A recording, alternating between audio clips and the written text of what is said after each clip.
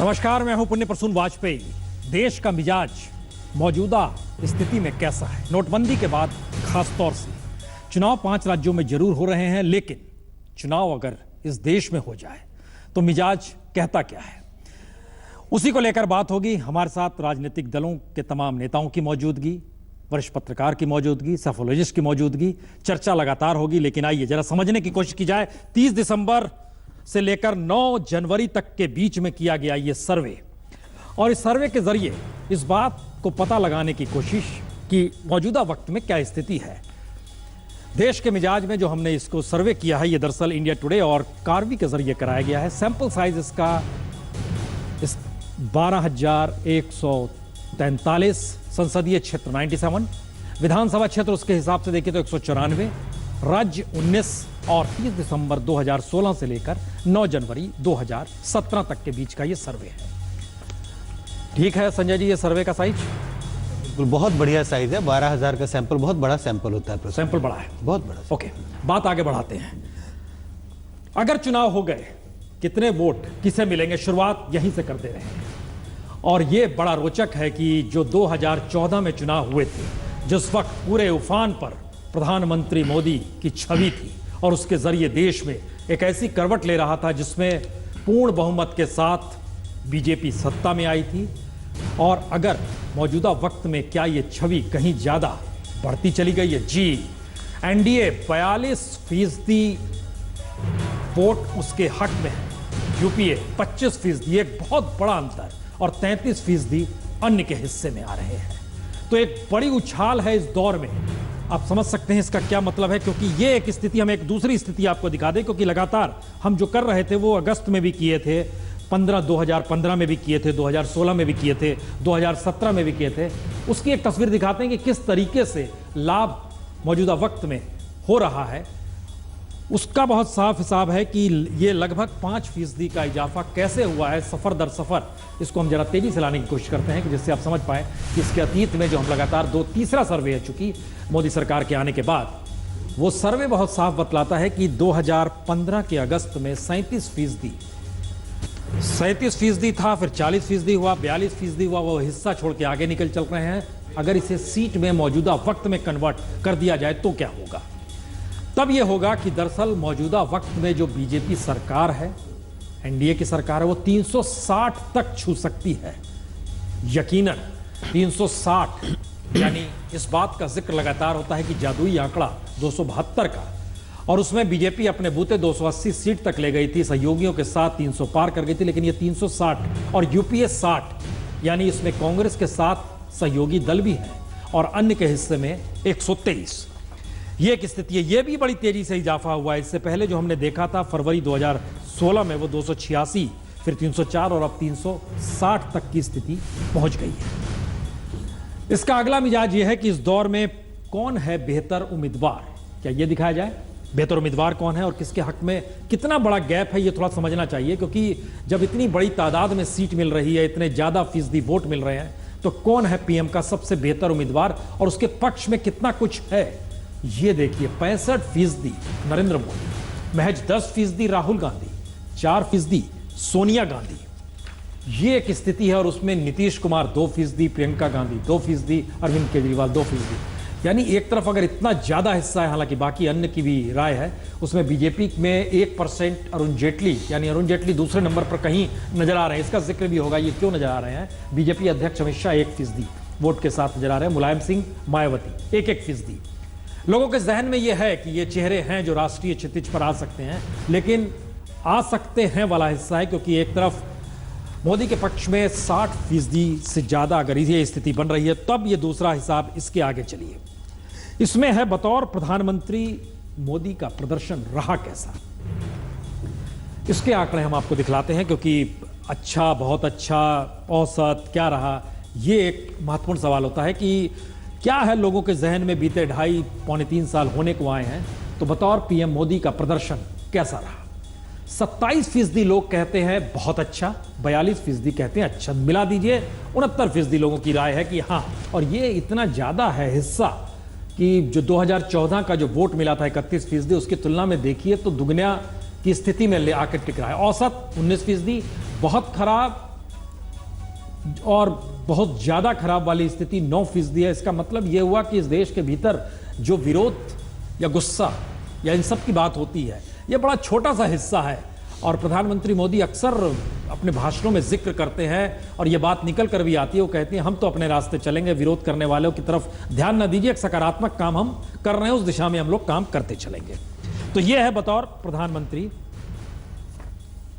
अब है एनडीए का कामकाज कैसा रहा, यानी मोदी से इतर अगर सरकार का कामकाज देखें तो वह भी बहुत अच्छा और अच्छा, इन दोनों को मिला दीजिए, ये देखिए बहुत अच्छा, ये 71% बैठता है। 22% लोग बहुत अच्छा, 49% लोग, ये 71 हो गया। औसत 19% है, खराब 7% है। और जो 2016 की एक स्थिति थी वो 48% से, यानी इसका मतलब यह है कि ये मुद्दा जो हम नोटबंदी का जिक्र करते हैं, हम उसे बताएंगे जरूर कि नोटबंदी को लेकर क्या है और ये कामकाज का जो हिस्सा था, इसमें हमको लगता है एक सवाल और हमको लेना चाहिए, क्योंकि मोदी सरकार के मंत्रियों में टॉप पर कौन है, ये हर जवाब चाहिए हर किसी को, क्योंकि हर जगह मोदी ही नजर आते हैं, चाहे वो वित्त मंत्रालय का हिस्सा हो या विदेश मंत्रालय का हिस्सा हो, तो उसमें देखिए उनको माइनस कर दिया जाए। उसके बाद देखिए कौन बेहतर किस रूप में, ये तो कामकाज कैसे वाला हिस्सा हम आपको दिखा रहे हैं, लेकिन टॉप 5 मंत्री कौन से हैं जो इस कैबिनेट मिनिस्टर के तौर पर जिनकी मौजूदगी है उनमें। आइए टॉप 5 मंत्री देख लेते हैं। अरुण जेटली 23%, बहुत बड़ी चुनौती है इस बार बजट को लेकर, क्या बजट आएगा। सुषमा स्वराज 21% दूसरे नंबर पर, हालांकि ट्वीट के जरिए और सोशल मीडिया के जरिए कामकाज संभाले हुए हैं और हर मुश्किल को आसान कर रही है, इसलिए 21% वह भी है। राजनाथ सिंह भी 21% थे। मनोहर पर्रिकर 13%, उमा भारती 12%। ये एक स्थिति है इस सरकार के भीतर की। सुधांशु त्रिवेदी जी आप हमारे साथ जुड़ चुके हैं जी। चुनाव हो गए तो 360 सीट आज की तारीख में, यह चौंका रहा है या और बढ़ाना चाहते हैं? देखिए मेरा यह विचार है जी सुन जी कि जो आपका सैंपल सर्वे दिखा रहा है जी, ये कहीं ना कहीं जन भावनाओं को वास्तविक रूप में परिलक्षित कर रहा है। व्यक्तिगत रूप से प्रधानमंत्री की लोकप्रियता देखिए तो वो भी 2/3 के आसपास है, और यदि एनडीए को देखिए तो उसकी सीटें 2/3 के पार हैं।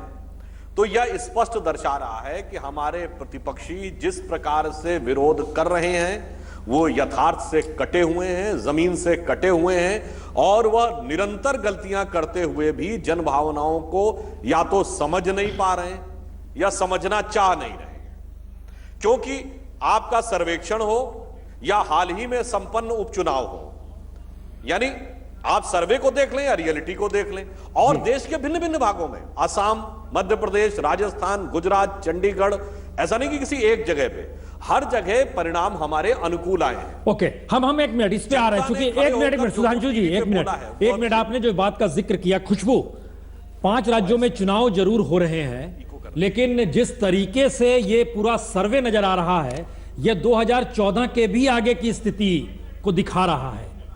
क्या प्रतिक्रिया है इसमें? देखिए मैं ये कहना चाहूंगा कि भारत की राजनीति में एक युगांतर स्थापित हो रहा है। मेरे लिए था,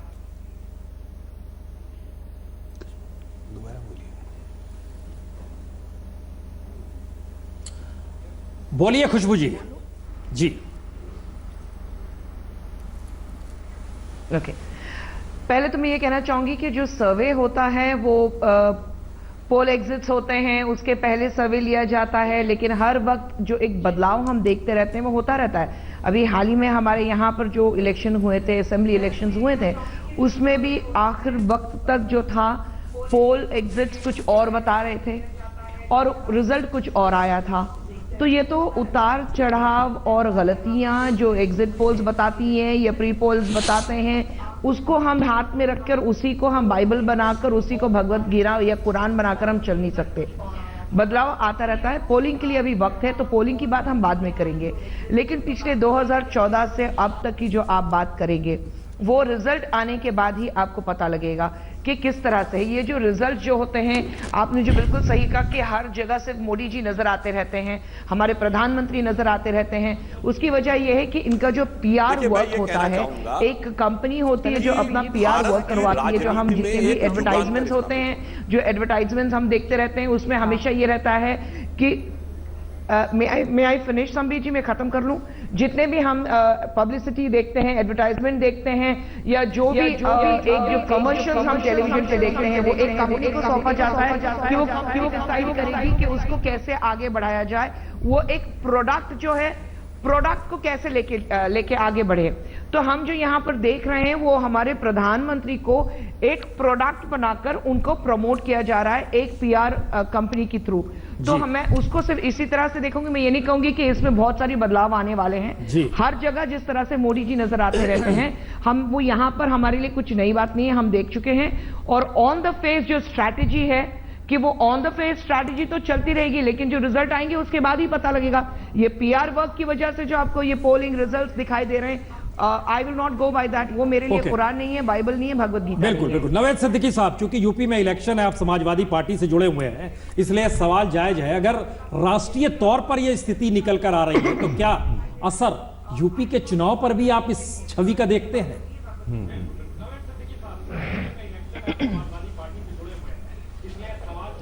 प्रसून जी, देखिए ऐसा है कि कमेंटेटर अक्सर आपने देखा होगा जब क्रिकेट मैच होता है और कोई इंग्लैंड खेल रही होती है तो वो ये कहते हैं कि ये मैच जो है इंग्लैंड ने जीत लिया है और पूरी तरह से इस वक्त जो है मैच इनके पक्ष में चला गया है।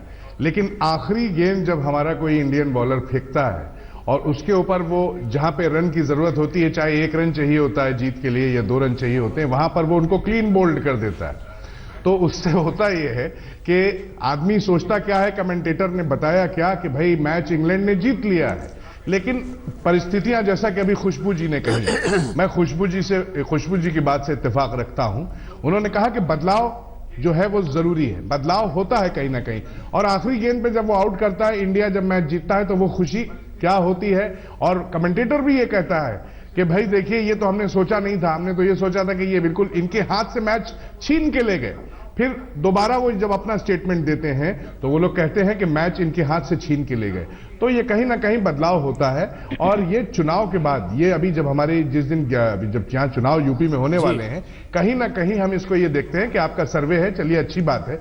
और सर्वे बहुत से चैनल्स जो हैं वो सर्वे कराते भी हैं चुनाव में। देखिए दो तीन बात निकल कर आ रही है। एक मिनट नवेद साहब, एक मिनट। संजय, एक चीज बताइए, जो जिक्र हो रहा है कि चुनाव की वोटिंग के जो तरीके होते हैं वो हो सकता है आखिरी वक्त में बदल जाए, खासतौर से तब जब एक ही शख्स केंद्र में है हर चीज के। क्या ऐसी परिस्थितियां बनती हैं? निश्चित रूप से जो आज का जो सर्वे है ये आज का आपको परिणाम बताता है, आज का आकलन करता है। प्रसून जी, इस आंकड़ों से हम ये ना मान लें कि 2019 के जब चुनाव होंगे तो यही आंकड़े आएंगे। ये आज का आकलन कर रहा है। और अगर सर्वे की मैं बात करूं, उसमें मैं एक लाइन की टिप्पणी करना चाहता हूं। जब भी कोई सरकार शासन में रहती है, और मैं ये नहीं कह रहा कि बीजेपी की सरकार का शासन अच्छा नहीं है, लोग कामकाज से खुश नहीं है, लोग कामकाज से खुश हैं, मोदी जी के कामकाज से खुश हैं, लेकिन कभी भी आप सर्वे करवाइए, सर्वे के शासनकाल के दौरान अगर आप सर्वे करवाते हैं, इनकम्बेंट पार्टी को हमेशा अनुपात की तुलना में ज्यादा अनुमान लगाया जाता है। मैं समझता हूं ये बहुत इन्फ्लेटेड है। 42% वोट और 360 सीटें, इसको कम से कम तो 7-8% वोट तो इसका काट ही दीजिए प्रसून जी। अच्छा, कैसी त्यागी साहब, ये क्रिकेट तो है नहीं, ना ही कोई रिंग में खड़े दो बॉक्सर हैं जिसमें कि आखिरी राउंड में कोई 100 सुनार की एक लोहार वाला हो जाएगा। हम 1 मिनट आ रहे हैं इस पे। कैसी त्यागी साहब, क्या ये मौजूदा वक्त में, क्योंकि बहुत सारे सवाल निकल कर आ रहे हैं इस 5 राज्यों के चुनाव में, ऐसे वक्त पर यह सर्वे है, क्या ये वाकई एक स्थिति ऐसी बन रही है जिसमें लोकप्रियता के चरम पर है प्रधानमंत्री मोदी?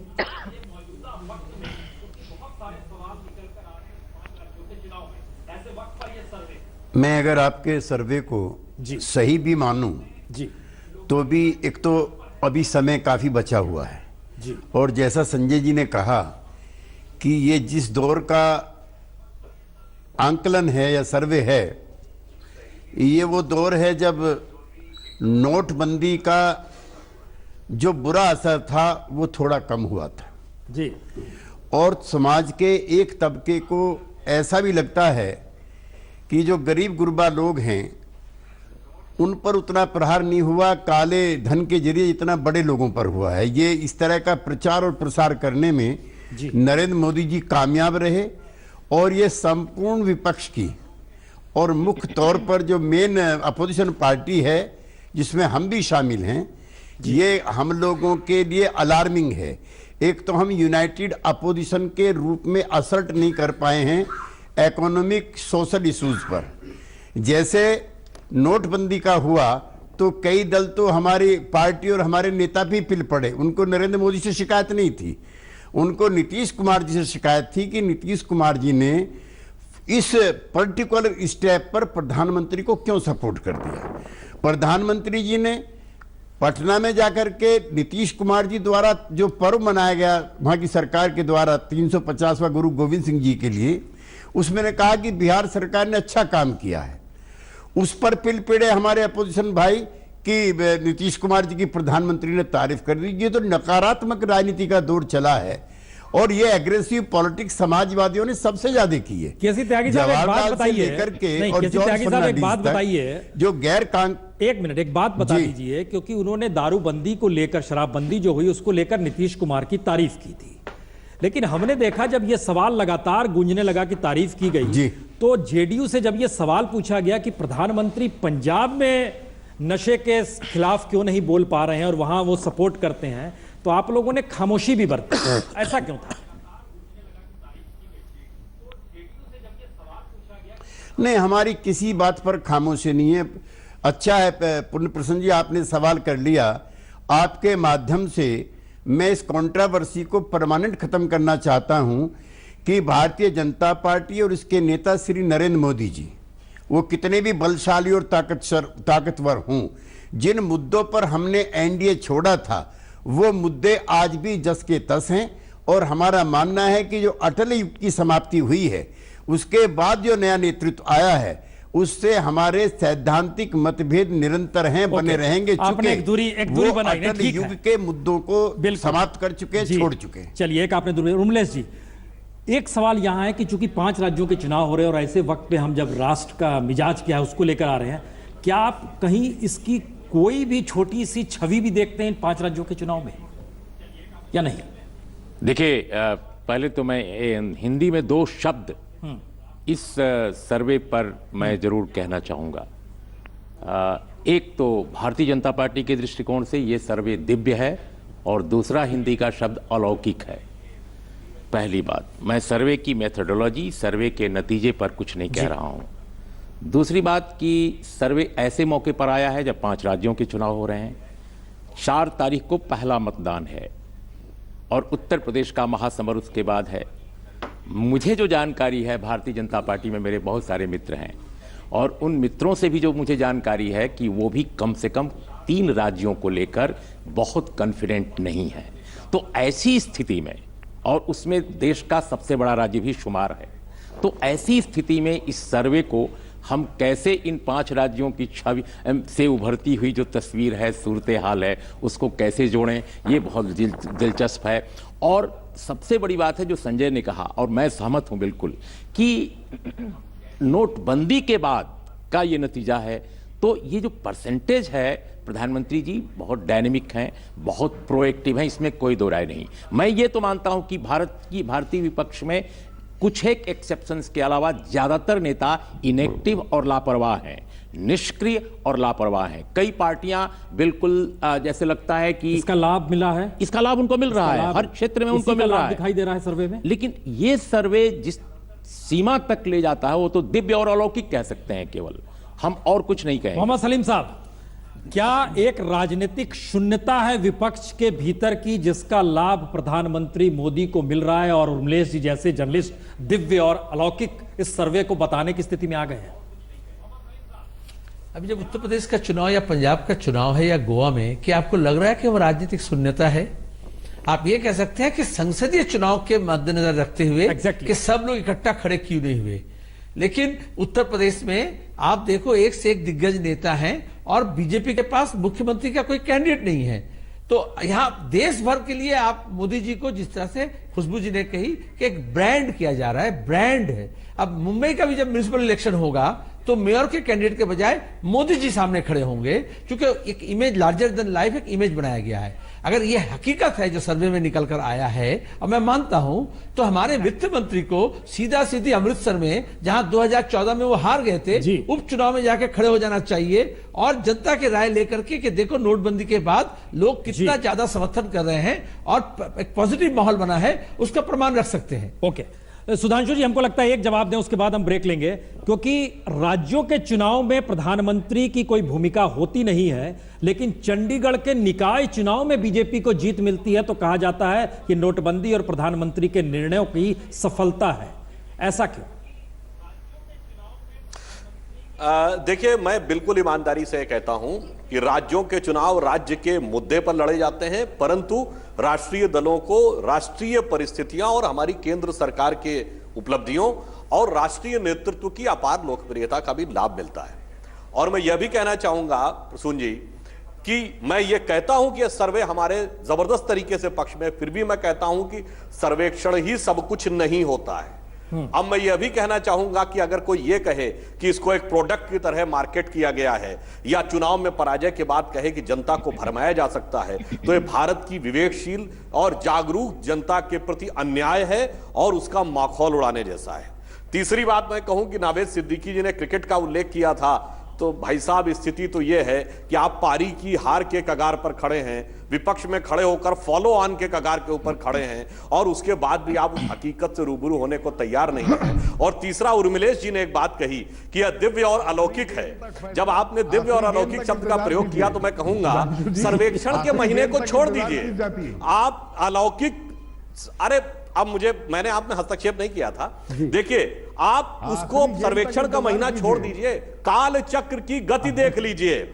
पिछले 60 सालों में क्या हुआ है। 50 का दशक भाजपा एक अप्रासंगिक संगठन, 70 का दशक हम महत्वपूर्ण संगठन, केंद्र की सत्ता में भागीदार, अनेक राज्यों में सरकार, 90 का दशक गठबंधन में पिछलग्गू साझेदार से गठबंधन का नेतृत्व करने वाले, और 2010 का दशक स्पष्ट बहुमत की सरकार। तो भारत की राजनीति में होने वाले काल चक्र की गति और नियत के संकेत को भी यदि विद्वान लोग समझें तो यह tectonic shift of Indian politics की तरफ दिखा रहा है कि कांग्रेस युग समाप्त और भाजपा बनाम शेष के युग का उदय 21वीं शताब्दी में। देश का मिजाज आज की तारीख में 360 सीट एनडीए के हक में, 42% वोट। लेकिन सवाल नोटबंदी का था। नोटबंदी इसकी नब्ज थी जिसके आधार पर यह पूरा सर्वे कराया गया, और सर्वे की तारीख 30 दिसंबर 9 जनवरी। लेकिन आइए, हमें लगता है कुछ सवालों को इसलिए देख लें क्योंकि नोटबंदी से जुड़े सवाल क्या थे।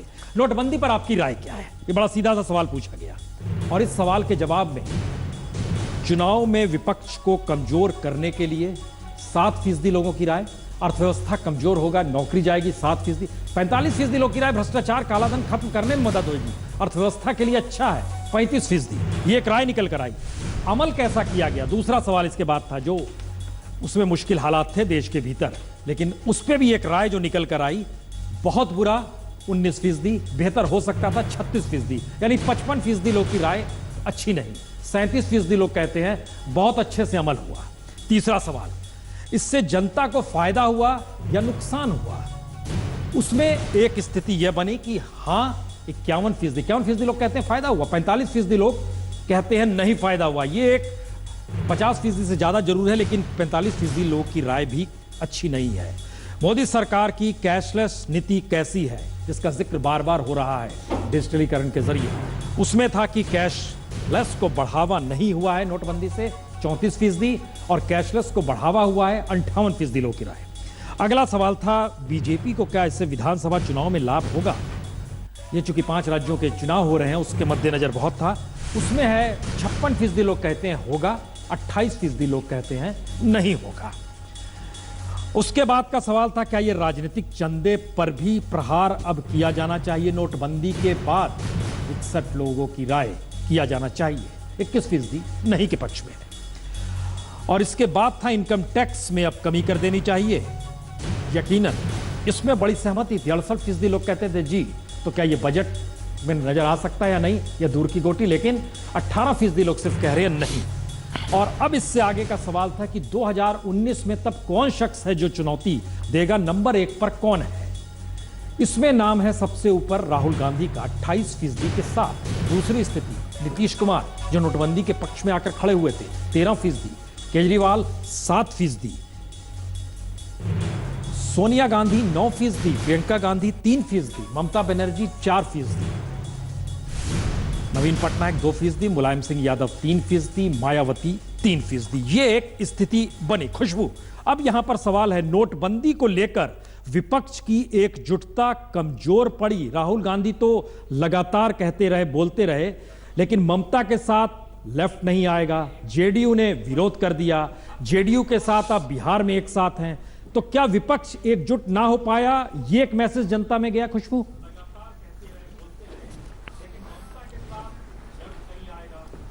नहीं, बिल्कुल नहीं, क्योंकि हर लोग की सोच अपनी अलग अलग होती है। हमारे वाइस प्रेसिडेंट राहुल जी ने जो बात की थी वो बिल्कुल सही की थी कि हमें जो गलत लगा हमने उसके बारे में की। हम कहीं भी एक साथ जुड़े हैं, हाथ जोड़कर, हाथ पकड़कर एक गठबंधन के साथ चल रहे हैं, तो जरूरी नहीं है कि हर वक्त हर बात में हाँ में हाँ मिलाई जाए, क्योंकि हम सोचते हैं कि डेमोक्रेसी जो होती है वो हमें आजादी देती है। हमारे हिसाब से हम जो बात सही लगे उसको सही कहें, जो गलत लगे वो गलत कहें। हमें ये जो नोटबंदी की बात हुई थी वो बिल्कुल गलत लगी थी। हम काला धन जाना चाहिए, हम बिल्कुल कहते हैं, लेकिन हमने शुरुआत से यही बात कही है, हमारे राहुल गांधी जी ने सही और कांग्रेस ने, हम सब ने यही बात की है कि जिस तरह से उसको इंप्लीमेंट किया गया था, जिस तरह से तकलीफें लोगों को हुई है, वो बिल्कुल तरीका जो था वो गलत था। उसको अच्छे ढंग से थोड़ा प्री प्लान्ड के साथ उसको करना चाहिए था। जो एक इंप्लीमेंटेशन होता है वो बिल्कुल बिन सोचे समझे उसको किया गया था, वो गलत था। मोहम्मद सलीम साहब, आप लोग भी कह रहे थे गलत है, लेकिन जो दूसरे आपके साथ वहां पर राज्य में है वहां पर राजनीति आ गई, आप ममता के साथ खड़े नहीं हुए, मैसेज क्या गया? कैसे खड़े होंगे? हम भ्रष्टाचार के अगर खिलाफ हैं तो भ्रष्टाचारी के साथ खड़े नहीं हो सकते। और हमने ये कहा कि ये काला धन को भी निकाल पाएगा नहीं, भ्रष्टाचार को भी मिटा नहीं पाएगा। लेकिन आप पीरियड को देखो, आपका सर्वे का 30 जनवरी से 30 दिसंबर से 9 जनवरी, 30 जनवरी को जब प्रधानमंत्री जी बहुत हाइप के बाद राष्ट्र को संबोधित किए तो विरोधी पक्ष की बात नहीं आए, लेकिन पूरा देश के सामने उन्होंने कुछ मिनी बजट की तरह रखा और लुभावने कुछ वायदे किए। तो जाहिर बात है, आपने एक चुनाव कर रहे हैं, सर्वे कर रहे हैं मिनी, और दूसरी बात है क्या उनका बेस है, अर्बन कितने हैं, रूरल कितने हैं। आप एक एक लोकसभा क्षेत्र में 2 से अधिक नहीं लिए विधानसभा चुनाव क्षेत्र, तो इसके ऊपर खड़े होकर के आप अगर ये कहेंगे कि गांव के तमाम लोग इसका साथ दिए, तो गांव में जितने प्रतिशत है, क्या सर्वे में उतने सैंपल में प्रतिशत थे? ये तो अस्पष्टता है, इसको आपको ध्यान में रखना पड़ेगा। नोटबंदी के कारण सबसे ज्यादा जो परेशान हुए उनकी बातें कितनी आई, और जो जिनको कालाधन बच गया उनकी बात कितनी आई, वो भी ध्यान में रखना पड़ेगा। केसी त्यागी साहब, सिद्धांतिक तौर पे आप बीजेपी के खिलाफ खुद को बता रहे हैं, लेकिन राजनीतिक तौर पर ऐसे इशू जो विपक्ष को एकजुट करते हों, उसमें आपको लगता है कि स्थितियां ऐसी देश में है जहां चुना जाए? नोटबंदी के आप साथ हैं, लालू यादव विरोध कर रहे हैं, उधर आप यूपी में महागठबंधन की सोचते हैं, वहां पर समाजवादी पार्टी विरोध करे, लेकिन आप साथ खड़े नहीं होते हैं। ये स्थितियां किसे मजबूत करती है और किसे कमजोर?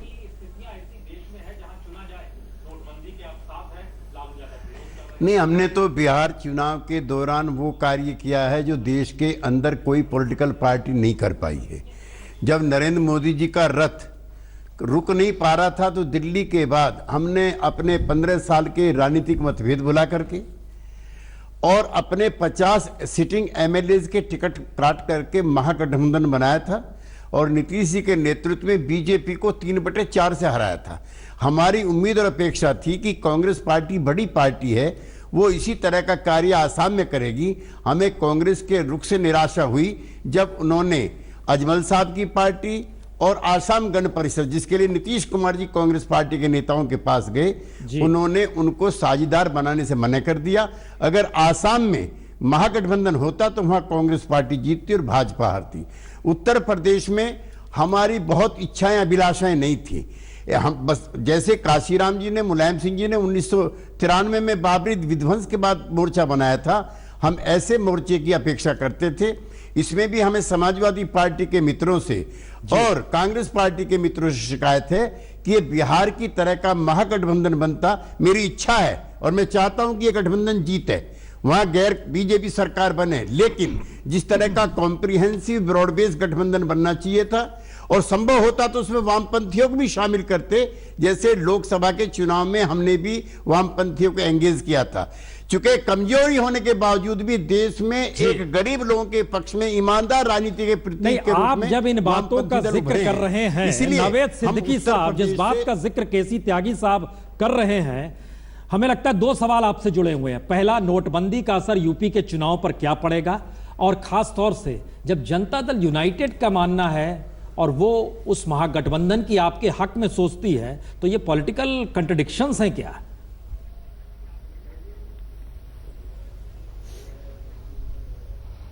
देखिए, जहां तक नोटबंदी की बात है, नोटबंदी के लिए हम लोगों ने ये लगातार कहा, समाजवादी पार्टी ने ये लगातार कहा कि अच्छा फैसला है, लेकिन अच्छा फैसला है, लेकिन तैयारी जो है वो कमजोर है।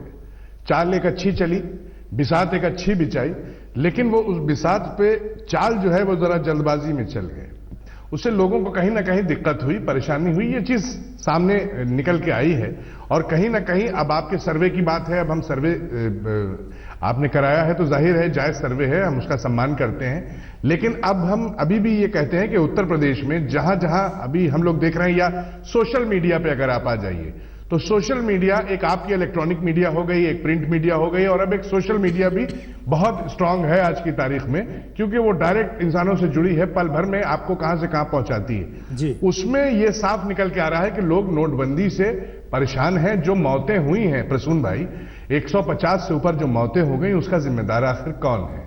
कौन उसका जिम्मेदारी उसकी लेगा? ये बताइए। जो लोग कतार में खड़े रहे, जिनके यहां शादियों में बारात लौट गई, लोगों ने ठुकरा दिया शादी के कार्ड छपने के बाद, जिनके यहां बेटियों ने आत्महत्या कर ली कि भाई ठीक है, अब हमारे वालिद साहब के पास अब इतना पैसा नहीं है कि वो शादी कर सकें, उनके बारे में कौन सोचेगा? वो क्या इसका उनके दिल में असर क्या चुनाव गुबार पर छुपा पड़ेगा बैठा ना है? नावेद वो इस साहब, आप सर्वे ये से कह नहीं रहे पता हैं। लगेगा। सर्वे में बिल्कुल ये इसका जो भारतीय जनता पार्टी को इसका खामियाजा भुगतना पड़ेगा। ओके, सुधांशु त्रिवेदी जी आप जिन बैठे बात हुए हैं, हम मैं उनसे साफ जवाब कह भी रहा लेंगे, हूं लेकिन कि उर्मिलेश जी, खामियाजा अब देखिए दो स्थिति है। जो नोटबंदी का सवाल है उस पर जो राय निकल कर आई, चाहे वो खुद जनता दल यूनाइटेड के महासचिव त्यागी साहब जो कह रहे हैं, जिक्र कर रहे हैं, और जिसका जिक्र उतने कड़े तरीके से नवेद साहब ने नहीं किया, लेकिन सुल्तानपुर की रैली में बहुत एग्रेसिव हो गए नोटबंदी को लेकर अखिलेश यादव। वही मिजाज था जो राहुल गांधी का मिजाज था। राजनीतिक गठबंधन के साथ साथ एक तीखापन भी आ रहा है, लेकिन यही राजनीतिक गठबंधन अगर किसी इशू पर नहीं होता है, लाभ सत्ता को ही मिलता है या जनता को चीजें समझ चुकी होती है? आप लगातार आ जा रहे हो, इसलिए हम पूछ रहे हैं। या देखिए, मुझे लगता है कि नोटबंदी के सवाल पर संपूर्ण भारतीय विपक्ष बहुत ही निष्क्रिय, लापरवाह, एक विजनलेस भूमिका में सामने आया। अभी सलीम साहब बहुत पढ़े लिखे इंसान हैं, बहुत अच्छे कार्यकर्ता हैं, जो उन्होंने अपनी बात कही, उससे भी साबित होता है कि देश की एक बहुत समझदार कही जाने वाली पार्टी सीपीआईएम ये कह रही है कि हम ममता बनर्जी के मूव के साथ इसलिए नहीं गए या उनके साथ कहीं शामिल नहीं हुए क्योंकि वो भ्रष्ट हैं। सवाल इस बात का है कि अब तक भारत की राजनीति में आप लोग इतने वर्षों से हैं, इतने दशकों से हैं, कभी किसी भ्रष्ट आरोप जिस पर रहा है भ्रष्टाचार का, उसे हाथ आप नहीं मिलाए, नंबर एक। नंबर दो, सीपीआईएम ही जैसी पार्टियां और सीपीआई जैसी पार्टी इशू बेस्ड यूनिटी की बात करती रही हैं, मुद्दा आधारित रणनीति की बात करती रही हैं। पॉलिटिकल यूनिटी नहीं हो सकती, लेकिन मुद्दा आधारित यूनिटी होनी चाहिए, ये इन लोगों का स्लोगन रहा है, लेकिन मुद्दा आधारित इन्होंने कोई काम नहीं किया। पहली बात, बंगाल से लेकर के बाहर सिर्फ केरला में सीपीआईएम ने नोटबंदी के खिलाफ एक सफल संगठित अभियान का लाभ है सर्वे में जो नजर आता है, लोग जो कहते हैं। देखिए, इस सर्वे, ये जो सर्वे आपका है, इसमें दिव्य अलौकिक के आगे आप बढ़िए। नहीं, इसमें सिर्फ एक जो निष्कर्ष आपके हैं वो मुझे कन्विंसिंग लग रहे हैं, एक लेमैन के नाते या एक आम आदमी के नाते, वो है कि राजनीतिक चंदे की बात को 61% या 62% लोगों ने आपने दिखाया है कि कहा है कि ये उठना चाहिए। ये एक कन्विंसिंग है। और कुछ आगे की स्थिति मैं प्रश्न एक सेकंड, बिल्कुल एक सेकंड में, जो केसी त्यागी साहब बोल रहे थे, मैं समझता हूं कि पूरे इस प्रसंग में उनके नेता की जो एक धाक रही, एक विपक्षी नेता के रूप में, उसमें इरोजन हुआ है। राहुल गांधी की अगर देखा जाए छवि को, जो पहले बहुत लुंज पुंज थी, ऐसा लगता था कि बार बार गायब हो जाते थे, वो एक वैकल्पिक नेता के रूप में उभरने की उनकी प्रक्रिया क्या ये मुद्दा जिसका जिक्र आप करते हैं कि सर्वे दर सर्वे चीजें बदल जाती है, ये इशू कंटिन्यूटी में रहते हैं? ऐसे इशू, नोटबंदी का इशू एक लंबे समय तक रहता है या यह भी खत्म हो जाएगा, कोई नया इशू आ जाएगा? नहीं, इशू तो तभी रहेगा प्रसून जी जब राजनीतिक दल, राजनीतिक नेता जो हैं इसका प्रचार प्रसार करेंगे। मुझे लगता है इस चुनाव में जो हम अभी नोटबंदी की बात कर रहे हैं, इस चुनाव में इसका असर दिखाई नहीं पड़ेगा, क्योंकि बीजेपी को भी इस बात का अंदेशा नहीं है, अंदाज नहीं है कि क्या इससे उनको फायदा होगा या नुकसान होगा। आप देखेंगे बीजेपी के नेता अलग अलग विधानसभा क्षेत्र में इस मुद्दे को नहीं उठाएंगे और विपक्षी दल के नेता भी जो हैं उनको भी इसका पूरा अंदाज नहीं मिल रहा है कि क्या लोग सचमुच नाराज हैं, क्या खुश हैं। तो इसका मुद्दा आज नहीं, मुझे लगता है आज से 8 महीने बाद जब चुनाव होंगे तब ज्यादा होगा। और ये जो आंकड़े जो दिखा रहे हैं कि लोग नाराज हैं, नाराजगी का आंकड़ा बढ़ता जाएगा और जो लोग खुश थे हैं नोटबंदी से, वो आंकड़े गिरने लगे। सुधांशु जी, ये वाकई सवाल है कि नोटबंदी के पक्ष में अगर ये स्थिति जनता के बीच है तो आप लोगों ने एक पोस्टर तक क्यों नहीं निकाला जिसमें इस बात का जिक्र करते चुनाव में कि इसी पर वोट दे दीजिए? देखिए प्रसून जी, नोटबंदी पर जनता का समर्थन अभूतपूर्व और उत्साहजनक है, परंतु जब हम चुनावों में जाएंगे तो यह प्रयास सफल नहीं हो सकता कि उत्तर प्रदेश में बाहुबलियों का आतंक, भ्रष्टाचार की इंतहा, डकैती, अपहरण, हत्या, लूट और बलात्कार जैसी चीजों से लेके दंगों की भीषण श्रृंखला, ये सारी की सारी चीजें, आप एक चीज की ओट लेकर यदि छुपना चाहें तो ये तिनके की ओट में पहाड़ को छुपाने जैसा प्रयास होगा, यह नहीं होगा। ये सारे के सारे मुद्दे होंगे, नोटबंदी भी एक मुद्दा होगा, बहुतेरे मुद्दे रहेंगे, इसका मतलब यही है। लेकिन मौजूदा वक्त में सर्वे के हालात बताते हैं, आज की तारीख में चुनाव हो जाए तो 360 एनडीए के पक्ष में सीटें, 42% पक्ष में, इस देश में 60% लोगों की राय जो सर्वे के मुताबिक, उसमें प्रधानमंत्री मोदी अव्वल नंबर 1। हम चर्चा यहीं पर खत्म कर रहे हैं, छोटा सा ब्रेक लें। बहुत बहुत शुक्रिया आप सभी का, रमेश जी आपका भी, संजय जी आपका भी, त्यागी साहब आपका भी, सलीम साहब आपका भी, खुशबू आपका भी और सुधांशु जी आपका भी। बहुत कम वक्त मिला लेकिन आपने बड़ी बात कह दी। छोटा सा ब्रेक के बाद दस्तक में मिलते हैं।